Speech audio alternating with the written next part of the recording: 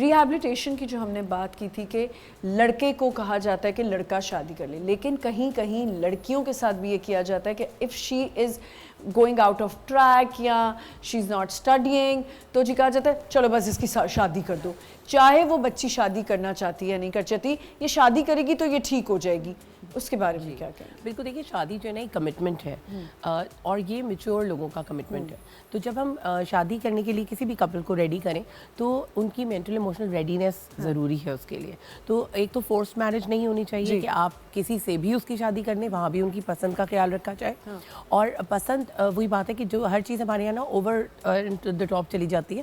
یہ پسند کا کیا کرائٹیریا ہے ہمارے یہاں، اس کی بھی باؤنڈریز بریچ ہو گئی ہیں. اگر آپ کسی کو پسند کرتے ہیں اور اس سے شادی کرتے ہیں تو چانسز آر دیٹ کہ آپ کی شادی زیادہ صحیح سیٹل ہوگی اور آپ کے اندر کمپیٹیبلٹی بڑھے گی. You will invest in that اور آپ خوشی خوشی اگر کوئی کمپرومائز بھی کرنا پڑا تو آپ خوشی خوشی کریں گے. بالکل. تو یہ کرائٹیریا ہوتا ہے پسند کا. اٹ ڈزنٹ مین کہ آپ 5 سال 10 سال کی ریلیشن شپ رکھیں، کیونکہ اس کے بھی اپنے ریپرکشنز ہیں اور ایشوز ہیں جس کی وجہ سے بعد میں کیونکہ آپ کی ساری expectations as a in married couple آپ کی جو ڈیولپ ہوتی ہیں وہ میرج میں پریکٹیکل نہیں رہتی. جی ڈاکٹر. سو میرا فوکس اس سارے ڈسکشن میں یہ ہوگا کہ دیکھیں ہم بہت سارے ڈیسیشنز تب لیتے ہیں جب ہم شدید ڈپریشن سے گزر رہے ہوتے ہیں، اور خاص طور پہ چیزوں کو جو ختم کرنے کا ہم جب ڈیسیشن لیتے ہیں تو اس کے پیچھے ڈیپ سیٹڈ ڈپریشن ہوتا ہے آئیدر میل پارٹنر میں یا فیمیل پارٹنر میں. سو آج اگر ہم کچھ ٹیک اوے دیکھیں تو جب کوئی لوگ اسٹرگل کر رہے ہو نا اپنے میرج میں اور آپ جانتے ہو ان لوگ کو، تو ہم انہیں ایک مشورہ دے دیں یار ایک پروفیشنل سے مل لو.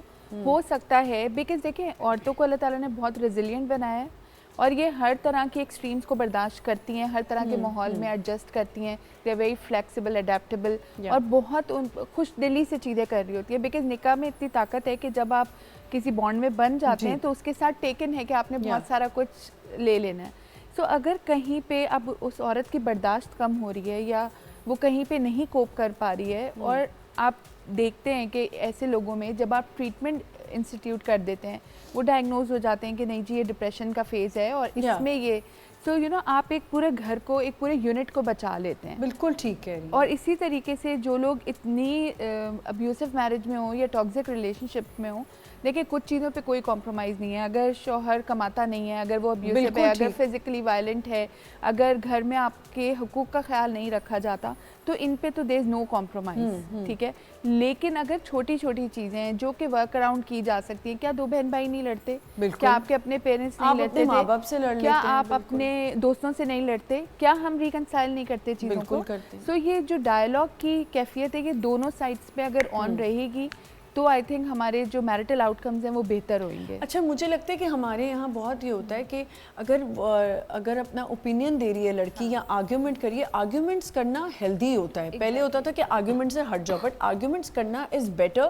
کمیونیکیشن کرنا از ویری گڈ، کیونکہ آرگیومنٹ ہوں گے تو پتہ چلے گا نا کہ روٹ کاز کیا ہے. بس اس میں یہ کہ بہت اچھا ہوتا ہے کہ اگر آپ لوگ اوپنلی بات کریں، بٹ جنرلی ہمارا جیسے میل نرچر ہوا ہوا ہے نا ہمارا، تو اچھا نہیں لگتا اس کو کوئی پوائنٹ آؤٹ کرے کہ آپ میں بہتری کی گنجائش ہے یا آپ کے اندر بھی کوئی غلطی ہے. So generally they are not really receptive. ان کا بلٹ ان نہیں ہے اس طریقے سے کہ ان کو آپ یہ بتائیں گے کہ یار اس چیز کو تھوڑا سا امپروو کر لیں and they will appreciate this fact. No they will not.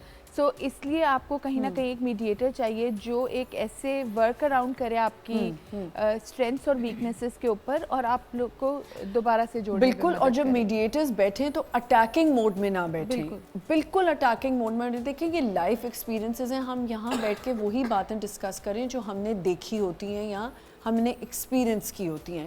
جب آپ اٹیکنگ موڈ میں آ جاتے ہیں، بی اٹ اے گرل اور اے بوائے، آپ نے سامنے بٹھا دیا، اب اس کی فیملی مل کے بھی اس کو یہ اٹیک کر رہی ہے، تو یہ ایک غلط چیز ہے. کیونکہ جہاں آپ کو ریدنا شروع کرتے ہیں وہاں بہت سی باتیں آ جاتی ہیں. وہاں وہ بات بھی آئے گی میں نے تمہیں صبح اٹھایا تھا اور تم اٹھے نہیں تھے اور تم نے مجھے اس وقت ہنس کے بھی نہیں دیکھا تھا، اور وہ جتنا بھی بیگیج ہوتا ہے نا پرانا. ایگزیکٹلی. اور وہ اتنی چھوٹی چھوٹی چیزیں ہوتی ہیں. باقی لوگ جو میڈیٹر کا جہاں رول ہے نا وہ یہی ہے کہ اس نے ان بائس طریقے سے، ہمیں کوئی فرق نہیں پڑتا کہ کون سی ایک چیز مس ہوئی اور ایک چیز نہیں، بیکاز عورتوں کی دیکھیں ایموشنل نیڈ زیادہ ہیں.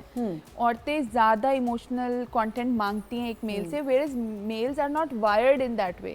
سو وہ کبھی بھی اس کی توقعات پہ تو پورا اترے گا ہی نہیں. بالکل بالکل. کچھ نازیہ کہنا چاہ رہی ہیں؟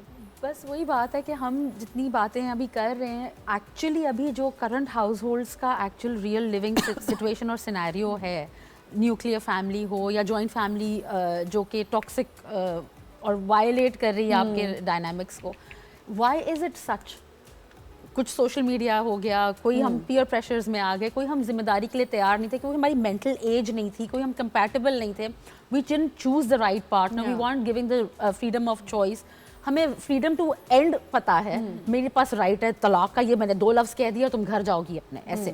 تو ہمارے پاس فریڈم ٹو چوز بھی تو ہے. تم ہی تو میری زندگی کی ساتھی تھی, میں نے ہی تو تمہیں پسند کیا ہے, میں تمہارے لیے اسٹینڈ لوں گا, میں تمہارے ساتھ ہوں, میں پروٹیکٹر ہوں, میں تمہارا کفیل ہوں. What about those dynamics? What about the machoism? What about that man? اور اس طرح کے اسی کے بچے اور اسی کی پرورش اور اسی کا ایک نیا ڈائنامک, نیا cycle. Are we prepared to get into those things? ہم اب جن شادیوں کو اٹینڈ کریں, آپ ایز اے ڈاکٹر, آپ ایز اے لائر, پلیز ان کو گائیڈ کریں کہ آج تم لوگ اپنے آپ کو آئینے میں ایک دوسرے کے دیکھ کے زندگی شروع کرنے جاؤ.